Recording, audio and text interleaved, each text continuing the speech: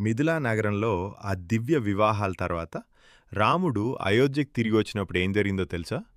వాల్మీకి రామాయణం ప్రకారం ఆ రోజు అయోధ్య నగరం ఒక అద్భుతానికి సాక్ష్యంగా నిలిచింది.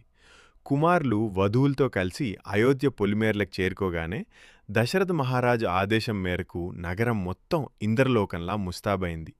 వీధులన్నీ సుగంధ ద్రవ్యాలతో తడిపారు. ప్రతి ఇంటి ముందు రత్నాలతో ముగ్గులు వేశారు. రాజభవనం వద్దకు రాగానే కౌసల్య, కైకేయి, సుమిత్రలెదురు వచ్చి అందర్నీ సాదరంగా ఆహ్వానించారు. పురాణాల ప్రకారం ఆ శుభ సమయంలో వేల సంఖ్యలో ఆవులను, బంగారాన్ని బ్రాహ్మణులకు దానం చేసి మంగళహారతులతో దిష్టి తీశారు. సీతమ్మ పాదం మోపిన ఆ క్షణాన అయోధ్యలో దారిద్ర్యం మాయమైపోయిందట. సాక్షాత్ లక్ష్మీదేవి నగరంలోకి ప్రవేశించినట్లుగా ఆ ప్రాంతమంతా వెలిగిపోయింది. వధువులందరూ పెద్దల పాదాలకు నమస్కరించి ఆశీస్సులు తీసుకున్న ఆ దృశ్యం అత్యంత పవిత్రమైనది. ఈ దివ్యమైన రామాయణ ఘట్టం మీకు నచ్చితే వీడియోని లైక్ చేయండి. ఇలాంటి మరిన్ని నిజమైన పురాణ గాథల కోసం ఇప్పుడే సనోవేదాన్ని సబ్స్క్రైబ్ చేయండి.